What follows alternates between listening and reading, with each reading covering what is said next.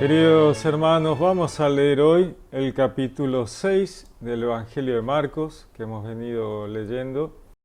Recordemos que Marcos escribe su Evangelio desde la perspectiva del pueblo hebreo.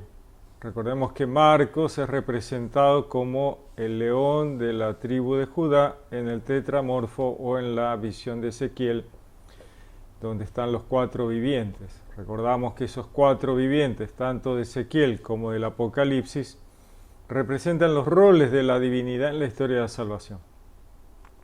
Y Marcos escribe desde una de esos roles, desde la perspectiva del león, de ser un descendiente de Adán, un integrante del pueblo hebreo, un descendiente de la tribu de Judá, de la casa de David, ¿no? Un judío. Así que vamos a ver cómo algunos temas están claramente descriptos desde esa perspectiva, ¿no? Iniciamos Marcos 6, dice: salió de allí y vino a su patria, y sus discípulos le siguen. Fíjese ya el capítulo 6, cuando uno tiene en mente esta perspectiva desde la cual escribe el hagiógrafo, el escritor sagrado, Marcos, en este momento, dice: y vino a su patria, y sus discípulos lo siguen. Vamos a ver más adelante que hay un tema sobre los profetas y que nadie es profeta en su tierra, ¿no? Así que Jesús aquí está volviendo a su patria y sus discípulos le siguen. Aquí hay un paralelismo. La Biblia usa mucho esto porque Dios, que es el escritor de toda la Biblia, es siempre el mismo autor. Entonces, las formas de encarar el asunto siempre es la misma, ¿no? Si Jesús es la palabra de Dios, si Jesús ha escrito toda la Biblia, Antiguo y Nuevo Testamento, obviamente que su forma de encarar siempre es similar.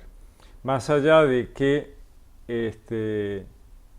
Dios respeta la individualidad, la persona del hagiógrafo, del escritor sagrado, cada uno de aquellos autores de cada uno de los libros de la Biblia. Entonces hay determinados temas en la forma de llegar a lo literario que tiene que ver con cada uno de los hagiógrafos, pero en el fondo son todos una forma similar de encarar, ¿no? Imágenes, las referencias. Entonces, aquí tenemos un paralelismo que es típico de la Biblia, ¿no? Hablar en varias capas.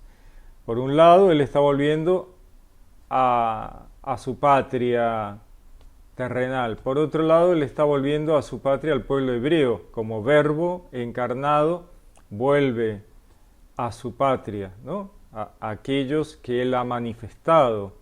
Primero la humanidad, luego el pueblo hebreo como sus patrias, ¿no? del pueblo hebreo. Él volverá luego de toda su pasión, volverá a Dios, ¿no? Volverá al Padre de donde salió. El verbo es la palabra de Dios por la cual todo es manifestado, Jesús, ¿no? Jesús es el nombre del verbo cuando encarna terrenalmente. Dios manifiesta toda la creación a través de su palabra. Su palabra es el verbo. Y Dios le da persona, existencia, podríamos decir, separada del Padre, ¿no? La persona de la Trinidad, ¿no? Padre, Verbo, Espíritu Santo, el cual será llamado Hijo de Dios. Entonces decimos Padre, Hijo, Espíritu Santo. El Verbo, entonces, al encarnar terrenalmente, adquiere el nombre de Yeshua, en arameo Yeshu, y Jesús, como siempre nos referimos. Entonces volvemos a iniciar. Salió de allí, vino a su patria, y sus discípulos le siguen. le siguen ahora. No es que cuando vino a su patria le seguían. Fíjese qué interesante, ¿no? Vino a su patria y sus discípulos le siguen. Cuando llegó el Shabbat, dice el sábado, pero es Shabbat. Cuando llegó el Shabbat, se puso a enseñar en la sinagoga.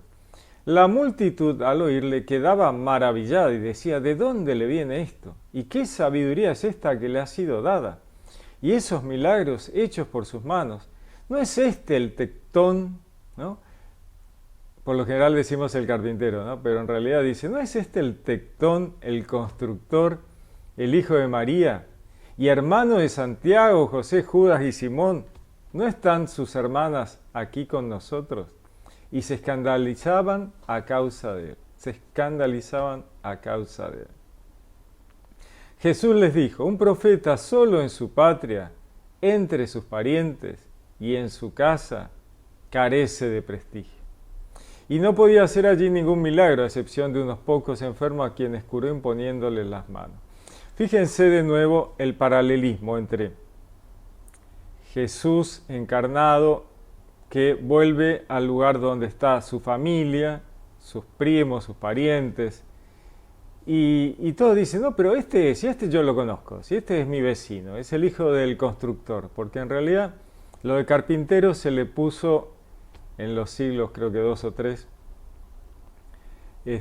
pero en realidad el original dice tectón y tectón es constructor. De ahí que uno puede entender un poco mejor algunas referencias de Jesús cuando habla y que hace referencia a la construcción, ¿no? La piedra descartada por los constructores, la piedra sobre la que edificaré mi iglesia. Cuando uno va a construir, dice, primero se fija cómo va a encarar la obra, los materiales, el tiempo, el dinero, antes de largarse y no poder después terminar, ¿no? Todas referencias a la construcción, porque toda la gente sabía que él era de familia de constructores. José era el que le había enseñado el oficio y José era constructor.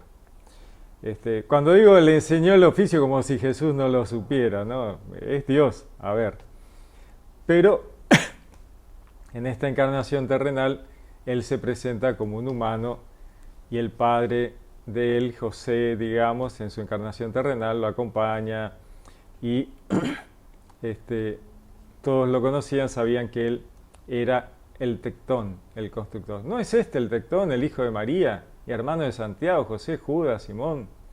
¿No están sus hermanas aquí entre nosotros? Y se escandalizaban a causa de él. Luego dice, un profeta solo en su patria, entre sus parientes, en su casa, carece de prestigio. Volvemos al paralelismo, ¿no? ¿Qué hizo el pueblo hebreo con los profetas? Bueno, los mataron a todos, nadie les dio bolilla, se pasaban los profetas avisando lo que Dios les mandaba y nadie los escuchó. Bueno, no nadie, pero los que deberían haberlo escuchado no lo escucharon. Así que aquí hay todo un paralelismo con respecto a los profetas enviados por Dios, Jesús que es enviado por el Padre. Recordemos que el Padre es la inteligencia superior, es el que realiza el proyecto, es el que envía al Verbo a realizar una tarea, siendo parte de la divinidad. O sea, Jesús es tan Dios como el Padre, pero Dios nos muestra una jerarquía en la divinidad. Padre, Hijo, Padre, Verbo y el Espíritu Santo que procede tanto del Padre como del Hijo. Entonces, otra vez nos muestra esta situación de paralelismo. Muy bien, entonces vamos a ver un poquito este tema de los hermanos, ¿no? ¿No es este el carpintero, el hijo de María, hermano de Santiago, José, Judas y Simón? ¿No están sus hermanas aquí entre nosotros? Y aquí se plantea un tema típico sobre Jesús y sus hermanos. ¿Tuvo otros hijos María? ¿Cuántos eran los hermanos de Jesús? ¿Tantos pibes tuvo María? Entonces María no era virgen, no fue siempre virgen, ¿no? El típico asunto. Bueno, acá tenemos dos temas. primero, los hermanos de Jesús que se citan aquí están tomándose, primero hay que entender cómo fue escrito el Evangelio. Los Evangelios. Los Evangelios originalmente eran de transmisión oral, ¿no? Estaban los repetidores, que eran los que contaban las historias, tanto del Evangelio como de otro tipo de historia. Repetían el Antiguo Testamento, eran los repetidores, ¿no? Tipos que tenían una memoria impresionante y entonces repetían, ¿no? Como fueron los juglares en la Edad Media, eran repetidores. Entonces tenían una memoria impresionante, se acordaban de los textos, los tenían recordados en cierta forma casi como un verso y los repetían o los cantaban para acordárselo. Entonces, ¿qué ocurre? Estos repetidores, llegado el momento de pasarlo esto por escrito, se lo repetían a los traductores y los traductores, mientras el repetidor repetía la historia, los traductores escribían en griego en este caso, ¿no? Entonces, pero ¿en qué idioma repetía el repetidor? En arameo, porque esa era la palabra, el idioma que era de ese momento el que hablaban los apóstoles, el que hablaba Jesús, hablaba en arameo y algunas cosas en hebreo. Entonces, el repetidor repetía en hebreo o en arameo y el traductor escribía en griego. En griego existía la palabra hermano. En hebreo, en griego existían las palabras como primo, pero en hebreo y en arameo no. Entonces, el repetidor decía hermano de Jesús cuando estaba refiriéndose a primos, sobrinos, qué sé yo, parientes cercanos, ¿no?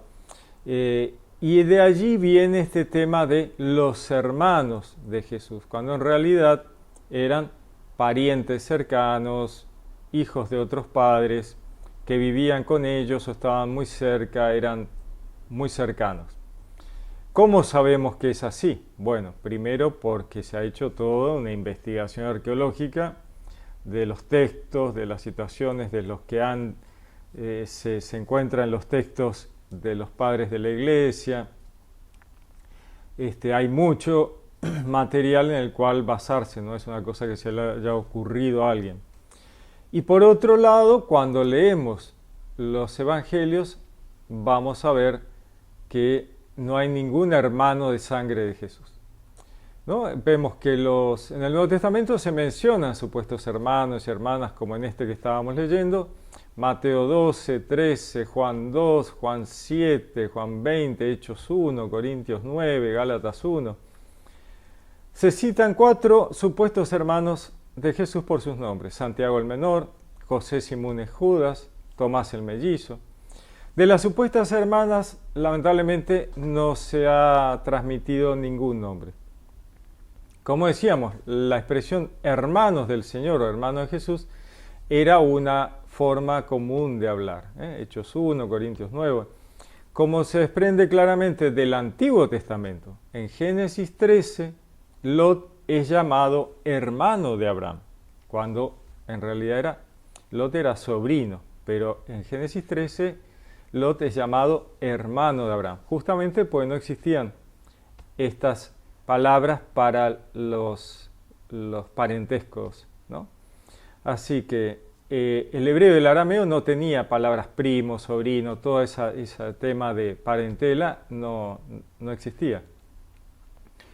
La palabra hermano comprende parientes lejanos, sobrinos, primos, ¿no? En griego, la lengua en que sí está escrito el Nuevo Testamento, adelphos significa hermano.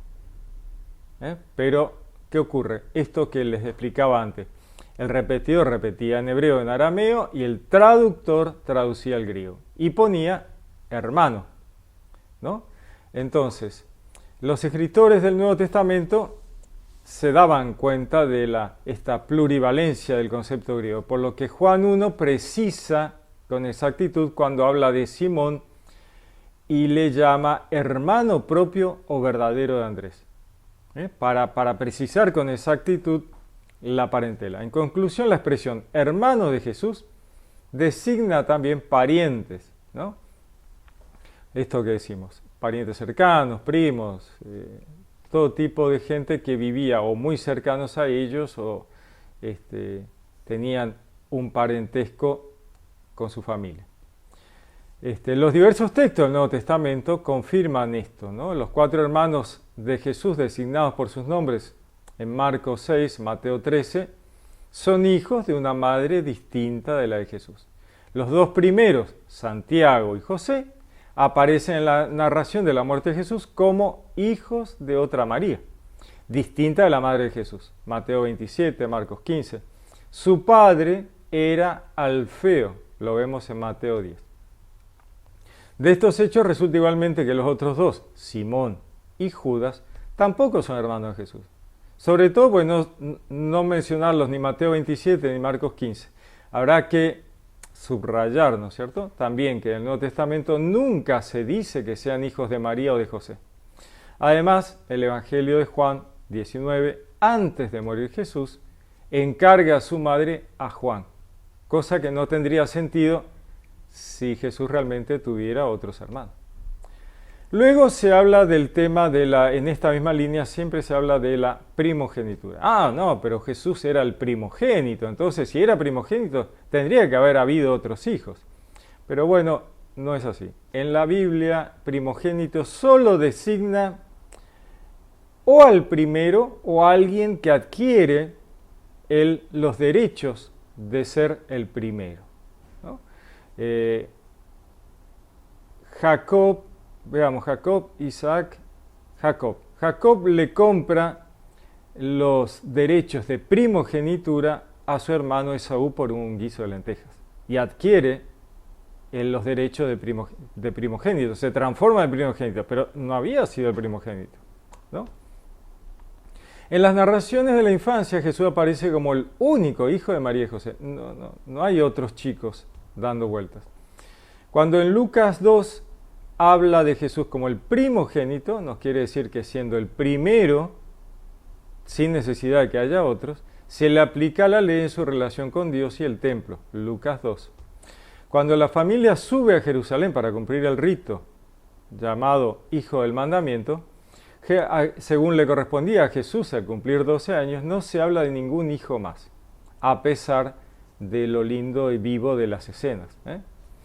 Jesús en su tiempo hablaba el idioma arameo, como ya hemos dicho, y arameo, hebreo. Como es el arameo un dialecto del hebreo, y en las lenguas arameas y hebreas se usa la misma palabra para expresar los distintos grados de parentesco cercano, primo, hermano, tío, sobrino, primo segundo. Para indicar estos grados de parentesco simplemente usaban la palabra hermano o hermana.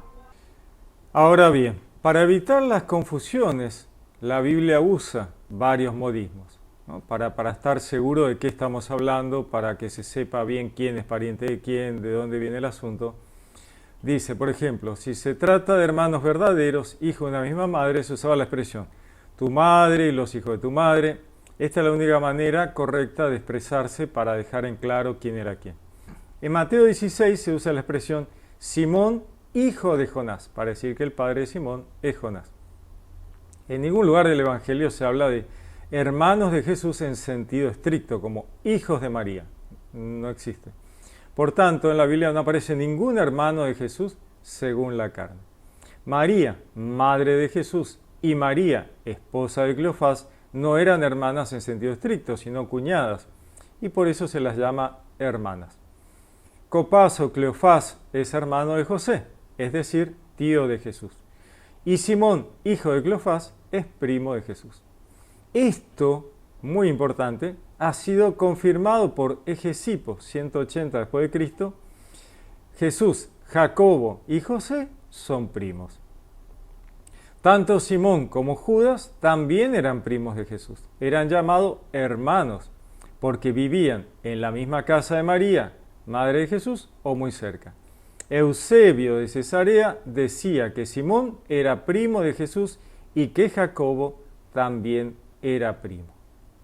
Bueno, como vemos, este tema de los hermanos hay que resolverlo porque si no da todo un tema de dudas sobre María, ¿no? Primero que nada porque muchas facciones cristianas que atacan a María y a través de atacar a María atacan la divinidad de Jesús porque no quieren entender que Jesús es realmente Dios, entonces atacan la divinidad de Jesús a través de que María no está cumpliendo con su virginidad eterna, ¿no? Al decir, no, pero si tuvo otros hijos, entonces dicen, pero no es la virginidad permanente de María fue destruida al haber tenido otros hijos.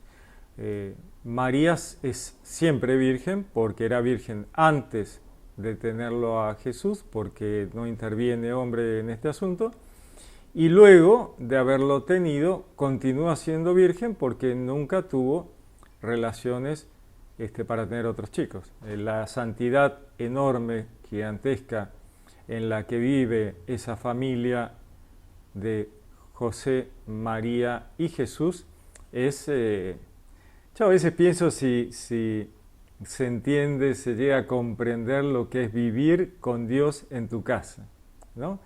Es una cosa impresionante que nos mantiene en una santidad tremenda. La verdad es que habría que haber estado ahí para ver a José y María compartir la vida con este niño, luego un adulto, ¿no? Que era Dios. Muy impresionante. Muy bien, continuamos. Entonces dice,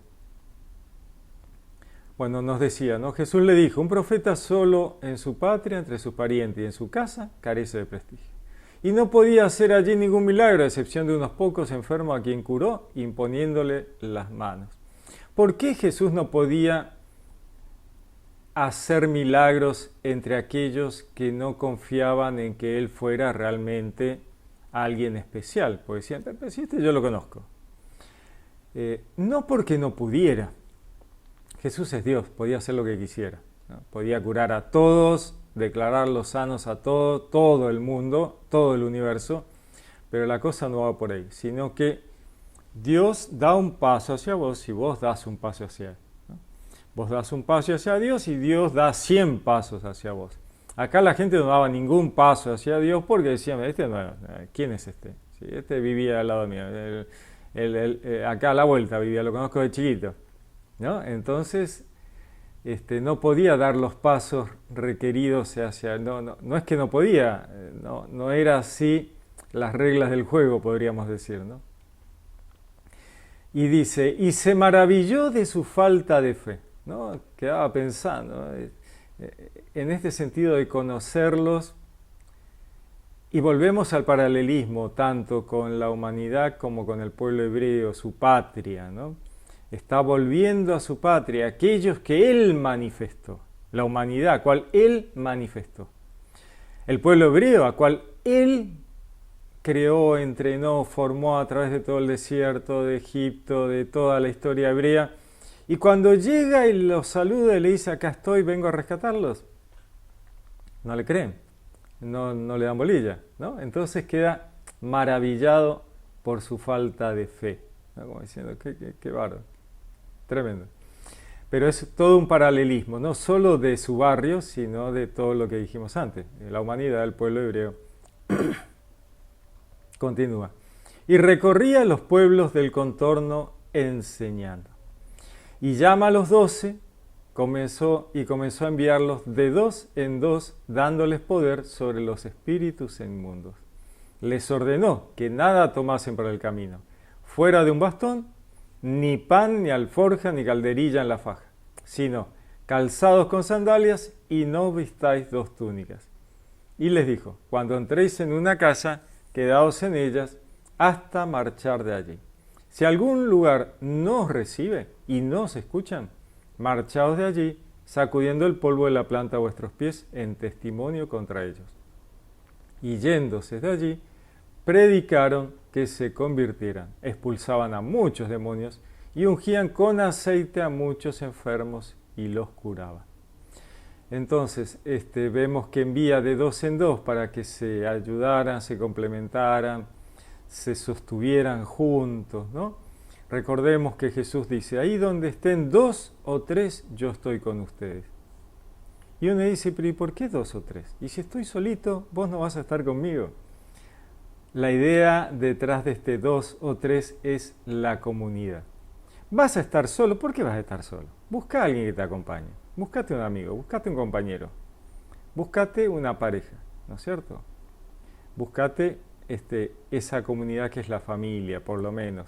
Busca un compañero, vayan juntos. Le dijo Dios a Moisés, bueno, dale, anda a Egipto. No, pero yo no puedo, yo no quiero, no tengo tiempo. No, ¿tenés un hermano? Sí, tengo un hermano. Bueno, anda a buscar a tu hermano y vayan los dos juntos, ¿no? Vayan los dos. Bueno, voy con mi hermano. Solo no se animaba Moisés. Con mi hermano. Bueno, voy con mi hermano. Entonces que mi hermano hable por mí. Bueno, de eso va el asunto, ¿no? La comunidad, donde estén dos o tres. ¿Querés rezar solo? Sí, rezá solo, no pasa nada, está todo fantásticamente bien. Pero si podés, buscar otro. Recen juntos, recen en comunidad, acompáñense, 2, 3, 100, 500, 10.000. Recen en comunidad, oren en comunidad, ¿no? Esa es la idea, vayan de a dos. ¿Querés ir solo? Bueno, andá solo, pero si van de a dos, mejor. Si van de a tres, mejor. Y si van de a 100, mejor, ¿no? Ese es el asunto.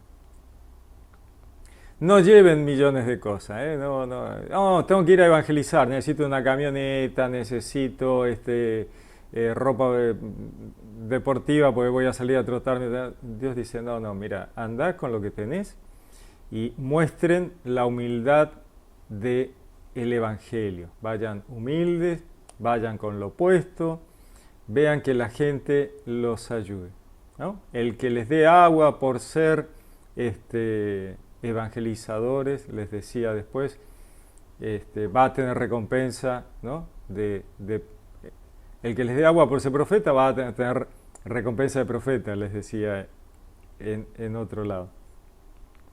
El tema de que la gente los ayude, darle oportunidad a la gente de que haga algo por ustedes, ¿no? No sean suficientes, ¿no? Que el otro pueda ayudarlos, darle lugar a la gente a hacer algo por ustedes, ¿no? Vayan, les dio poder sobre los espíritus inmundos, ¿no? Les dio poder, Jesús les da poder a ellos sobre los espíritus inmundos, no sobre todos los espíritus. Hay ángeles por todos lados, sin embargo, aquellos sobre los que ellos tienen poder son los ángeles caídos, los espíritus inmundos, los demoníacos, ¿no? Aquellos que deben ser reprendidos y obligarlos a salir de la gente a la cual están maltratando. Dice, cuando entréis en una casa, quedaos en ella hasta marchar. No anden dando vuelta por 800 casas, saltimbanqueando acá para allá. No, entran en una casa, una familia, les da lugar, se quedan ahí, ¿no? Todo lo que se pueda, ¿no? Si en algún lugar no se los recibe y no se los escucha, váyanse de ahí y sacudan el polvo de la planta de sus pies como testimonio contra ellos. ¿Qué es esto? ¿Una acusación? Yo sacudí el polvo de mi zapato como testimonio, así que cuando esta gente llegue al cielo, Dios va a decir, al infierno. Bueno, no es eso, no va por ahí. Sino simplemente para que ellos vean lo que han hecho, ¿no? Testimonio contra ellos. Miren, chicos, ustedes no escucharon la palabra, ustedes no recibieron a los enviados de Dios. Piénsenlo, reflexionen, porque toda acción que hace un evangelizador es intentar hacer reflexionar al otro. Entonces dicen, no, pero Dios nos dio poder para atar y desatar, lo que ates en la tierra quedará atado en el cielo, lo que desates en la tierra quedará desatado en el cielo. Bueno, sí, guarda, ojo, cuidadito. Porque aquí tenemos una acción correcta que es la de desatar. Jesús vino a liberar, vino a rescatar, vino a dar vida, ¿no? Lo que desaten aquí va a quedar desatado en el cielo. Perdonen, ¿no? Y serán perdonados. Y lo que aten, cuidadito, guarda lo que van a hacer. Ojo, ojímetro con atar algo. No aten, guarda, tengan cuidado. Porque lo que aten acá va a quedar atado en el cielo y se les va a llamar la atención. A ver, vení para acá. ¿Vos no fuiste a evangelizar? Sí, sí, sí, sí. ¿Y qué hiciste? Y até un montón de... ¿no? Este no, aquel tampoco, el otro... pero escúchame, no era esa la onda. La verdad es que desataras, liberaras, perdonaras, le dieras misericordia. ¿Por qué hiciste lo contrario? Bueno, guarda, hay que tener cuidado. Continúa. Y yéndose de allí, predicaron que se convirtieran, ¿no? Esa es la onda. Expulsaban a muchos demonios y ungían con aceite a muchos enfermos y los curaban, ¿no? El sacramento de la unción de los enfermos, vemos que tiene esta continuidad, digamos, ¿no? Ungir con aceite, ¿no? Los ungidos, el aceite, ungir a los enfermos para que se curaran. Y se curaban. Se enteró el rey Herodes, pues su nombre se había hecho célebre. Algunos decían, Juan el Bautista ha resucitado entre los muertos y por eso actúan en él fuerzas milagrosas. Herodes piensa que Jesús es Juan el Bautista que ha resucitado. Otros decían, es Elías, y otros, es un profeta como los demás profetas. Al enterarse Herodes dijo, aquel Juan a quien yo decapité, ese ha resucitado. Es que Herodes era el que había enviado a prender a Juan y le había encadenado en la cárcel por causa de Herodías, la mujer de su hermano Filipo, con quien Herodes se había casado. Porque Juan decía a Herodes, no te está permitido tener la mujer de tu hermano. Herodías le aborrecía y quería matarle, pero no podía, pues Herodes temía a Juan, sabiendo que era hombre justo y santo, y le protegía. Y al oírle quedaba muy perplejo y le escuchaba con gusto. Vamos a ver un poquito esto. Fíjense que Herodes lo quería a Juan porque sabía que era un hombre justo y santo y le protegía.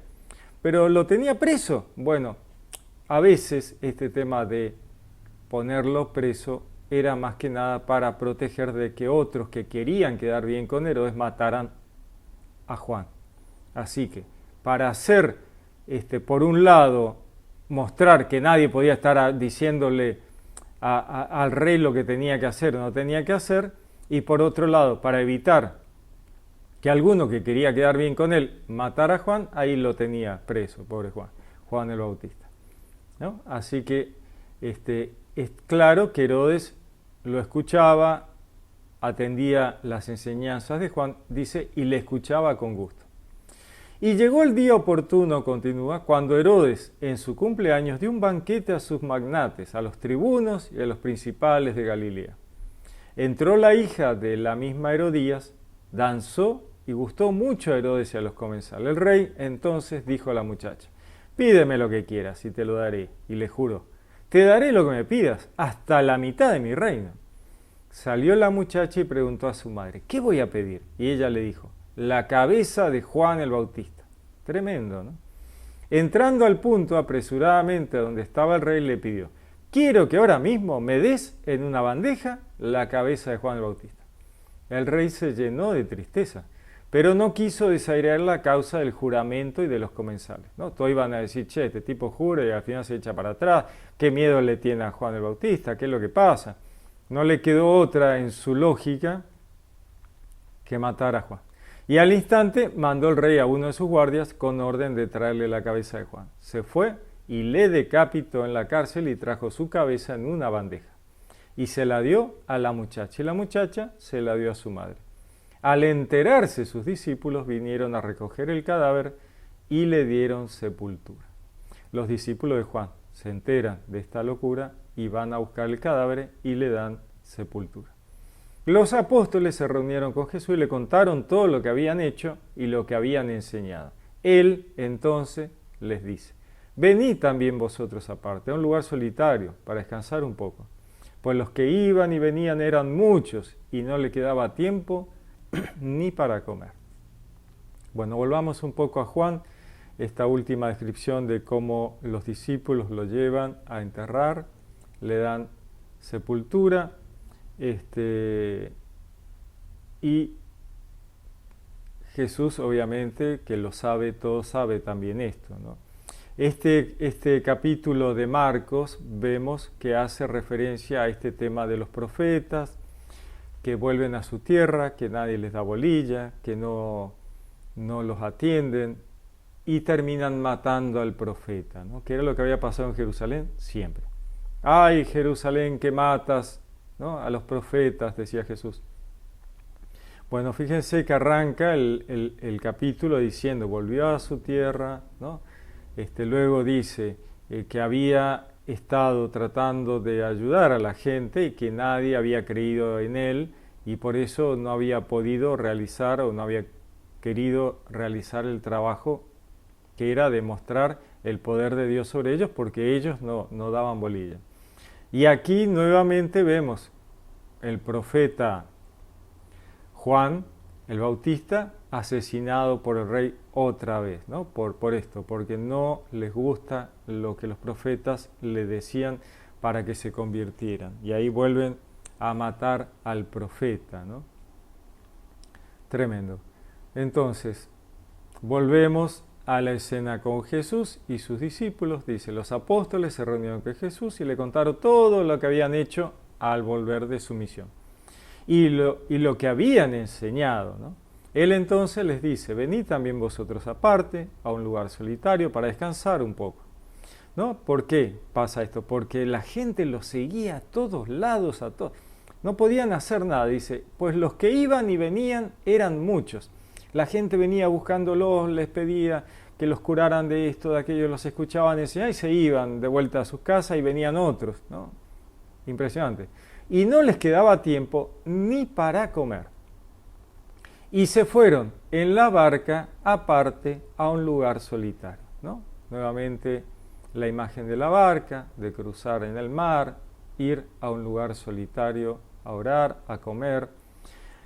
Dice, pero les vieron marcharse y muchos cayeron en cuenta y fueron allá corriendo a pie de toda la ciudad y llegaron antes que ellos, ¿no? Dijeron, ¿a dónde van? ¿A dónde van? Y se van en la barca. ¿Y a dónde irán en la barca? Y seguramente van a ir a tal parte. Vamos para allá y los esperamos. O sea, no le daban respiro, ¿no?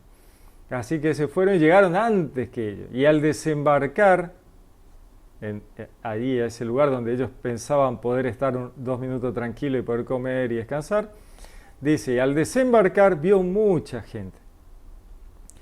Sintió compasión de ellos, Jesús, ¿no? Pues estaban como ovejas que no tienen pastor. Y se puso a enseñarles muchas cosas, ¿no? Jesús llega y los ve ahí desesperados, esperándolo a él para que les hablara, los contuviera, les explicara, les curara, ¿no? Ovejas que no tienen pastor. ¿Por qué? Porque los pastores que él, como Dios, había mandado, no estaban haciendo su trabajo. Esos pastores que eran los jerarcas del pueblo hebreo, del pueblo judío, no estaban haciendo su trabajo. Así que era como si eran ovejas que no tenían pastor. Así que él, que es el pastor por antonomasia, hace su trabajo de predicarles, cuidarles, atenderlos, contenerlos. Dice, era ya una hora muy avanzada cuando se le acercaron sus discípulos y le dijeron, el lugar está deshabitado y ya es hora avanzada. Despídelos para que se vayan a las aldeas y pueblos del contorno a comprarse de comer, ¿no? Los discípulos dicen, che, mirá, acá no hay nada, acá no hay puestitos, no hay restaurantes, ¿dónde va a comer esta gente? Decirles que se vayan, ya los despedimos y que cada uno vaya a donde pueda a comprarse algo de comer porque es muy tarde, ¿no?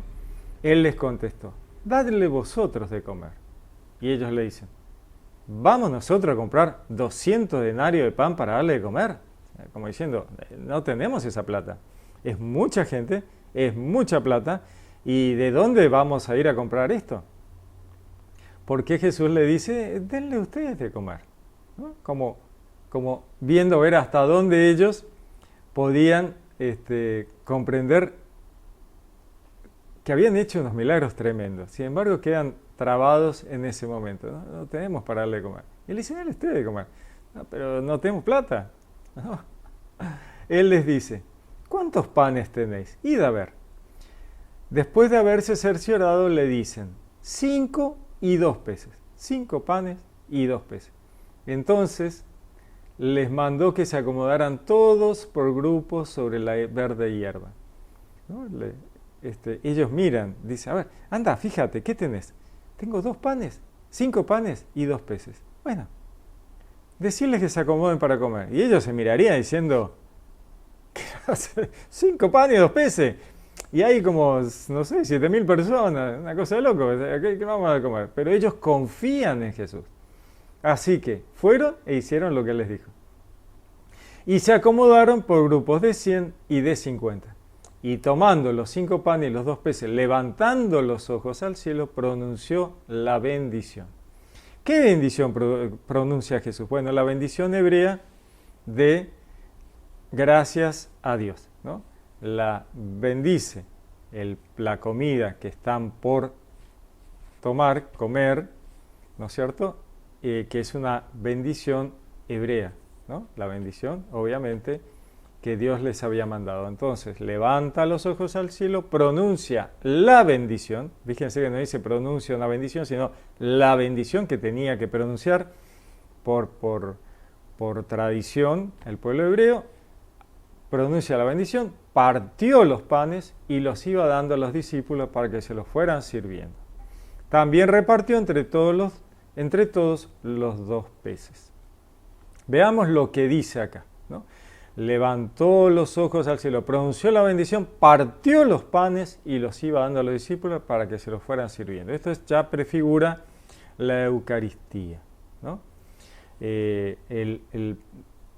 La última cena, partir el pan y repartir. Partir y repartir. No hay que confundir con romper, no, es partir y repartir. No es romper, sino partir. Parto y reparto, ¿no? Una imagen de Él que se hace uno en todos, partir y repartir los panes, y los iba dando a los discípulos para que se los fueran sirviendo, ¿no? Como hoy en la misa muchas veces vemos que el sacerdote y también los ministros reparten el pan entre la comunidad. Y luego dice, también repartió entre todos los peces. Fíjense que no hace lo mismo con los peces que lo que había hecho con el pan. Reparte los peces. Los peces tienen la connotación de ser la imagen de la mundanidad en cuanto a que Jesús abre el juego a toda la humanidad, el juego de ser parte de la salvación, ¿no? Jesús busca pescadores de hombres y los envía al mar de la mundanidad, ¿no? Esta es la imagen básica de esto. El pueblo hebreo tenía el paradigma del Antiguo Testamento de el rebaño hebreo, chiquito, acotado, que caminaba y peregrinaba el desierto. En contraposición a eso está el mar de la mundanidad, el mar de las pasiones, de lo terrenal, y allí Jesús envía a sus discípulos a pescar, tender sus redes en ese mar del mundo, donde viene de todo, ¿no? Ya no es una cuestión solo de hebreos, no es solo de judíos, sino de todos, cualquier raza, nación, lengua, todos, ¿no? Entonces dice, repartió entre todos los 2 peces. Comieron todos y se saciaron, porque Él es el pan de vida, el que coma de este pan nunca tendrá hambre, había dicho, ¿no? Comieron todos y se saciaron. Y recogieron las sobras, 12 canastos llenos de lo que sobró, y también lo de los peces. La comida no se tira, se recoge, porque ese pan es santo, hay que recogerlo, guardarlo. 12 canastos y también los peces, ¿no? Otra vez el número 12, tan importante como representación de temas trascendentales en la Biblia. este 12 que tiene que ver con algo tan sencillo como 3 por 4. 3 por 4, 12. ¿Por qué 3? ¿Y por qué 4? 3 porque representa la divinidad. Padre, Verbo, Espíritu Santo. ¿Y por qué 4? Porque 4 son lo que representa la terrenalidad. 4 fases lunares, 4 puntos cardinales, 4 invierno, verano, las estaciones. Nunca me palabrita que se me escapa. Las 4 estaciones, las 4 dimensiones, largo, ancho, alto, tiempo, ¿no? O sea, fíjense cómo todo lo que es terrenal siempre remite a este 4, ¿no? Y tan sencillo como Dios interviniendo en la terrenalidad, en la humanidad para la salvación, 3 por 4, 12, un 2 y un 2, 1 y 2 que vuelven a sumar 3 otra vez. Maravilloso.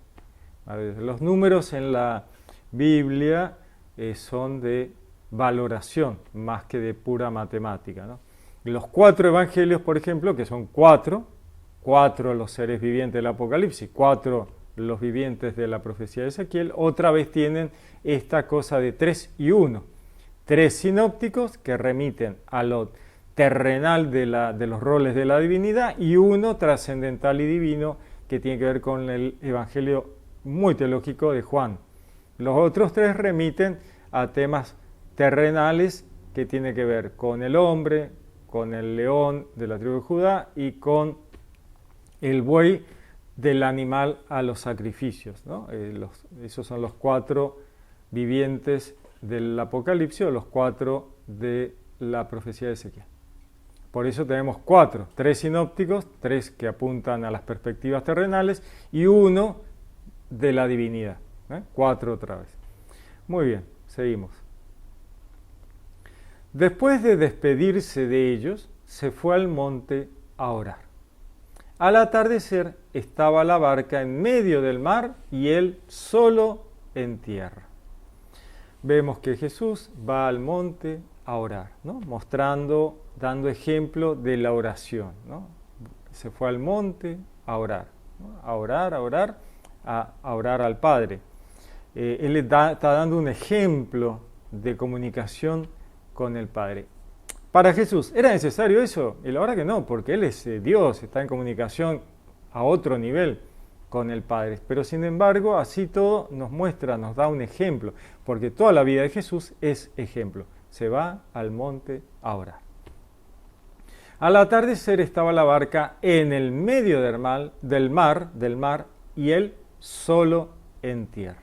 Nuevamente vemos las imágenes, la barca en el medio del mar y él solo en tierra. La barca, esa barca que representa tanto la encarnación terrenal como en otro nivel la iglesia, ¿no? La barca que nos lleva en ese cruce de ese mar de la encarnación terrenal a todos, cada uno tiene su barquita, para llegar al otro lado. Y Jesús nos acompaña en esa barca y a veces parece que estuviera durmiendo, ¿no? Para aquella imagen de la tormenta, ¿no? Ahora nos dice que la barca esa está en el medio del mar, ¿no? En plena encarnación terrenal, en el medio del mar, y él solo en tierra.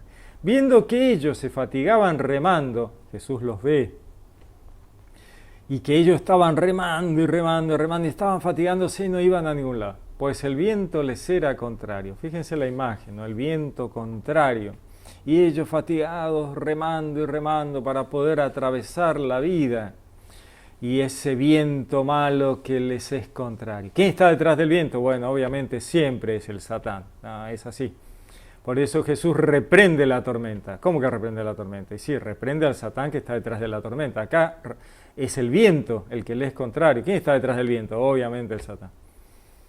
A eso de la cuarta vigilia de la noche viene hacia ellos caminando sobre el mar y quería pasarles de largo, ¿no? Jesús viene caminando sobre el mar y hace como que va a pasar de largo. Y ellos están ahí remando, cansadísimos, en el medio del mar y de noche, en la oscuridad, ¿no? Aquella cosa, todas imágenes muy fuertes. Pero ellos, dice, viéndoles caminar sobre el mar, lo ven a Jesús caminar sobre el mar, creyeron que era un fantasma y se pusieron a gritar. El susto que estos chicos se pegaron, tremendo. Lo ven caminar sobre el mar y se creen que es un fantasma, obviamente, se ponen a gritar. Pues todos lo habían visto y estaban turbados. O sea, ellos ven que es él, pero se ponen a gritar porque dice, está caminando sobre el agua, ¿qué pasa? Pero él al instante les habló diciéndole, ánimo, que soy yo, no temáis. Ánimo, no tengan miedo, soy yo. Subió entonces donde ellos a la barca y amainó el viento, ¿no? El Satán se repliega, se va, porque está visto que Jesús está con ellos y él no va a poder hacer nada. Y quedaron en su interior completamente estupefactos. Quedaron, wow, ¿qué pasó? ¿Qué pasó? Dice, pues no habían entendido lo de los panes, sino que su mente estaba embotada. ¿Por qué se une acá lo de los panes con esta caminata de Jesús sobre el agua? Bueno, justamente, Jesús había hecho un milagro impresionante. Con 2 pancitos había alimentado 5.000, 6.000, 7.000 personas y habían sobrado 12 canastos llenos de los pedacitos que habían sobrado. Y ellos no habían terminado de comprender lo que había pasado, su control, el control de Dios sobre la realidad terrenal, ¿no? Ese milagro es un control absoluto de la divinidad sobre la materia, la había multiplicado delante de sus propios ojos y ellos no habían terminado de entenderlo. Ahora vuelve a hacer exactamente lo mismo.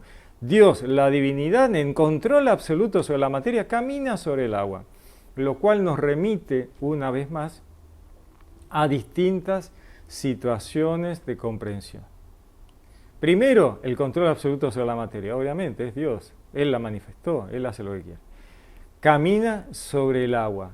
Dios está por encima de lo mundano, del mar, de la mundanidad. Volvemos a Génesis 1, ¿no? El espíritu aleteaba sobre las aguas, ¿no?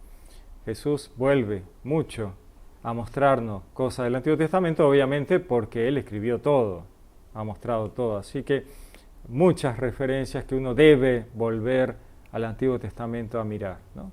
Él es ese Espíritu de Dios que aletea sobre las aguas, ¿no? El Espíritu Santo que está permanentemente, que proviene tanto del Padre como del Hijo. Muy bien, terminada la travesía, dice, llegaron a tierra de Genesaret y atracaron. Cuando apenas desembarcaron, le reconocieron enseguida. Recorrieron toda aquella región y comenzaron a traer a los enfermos en camillas, donde oían que él estaba.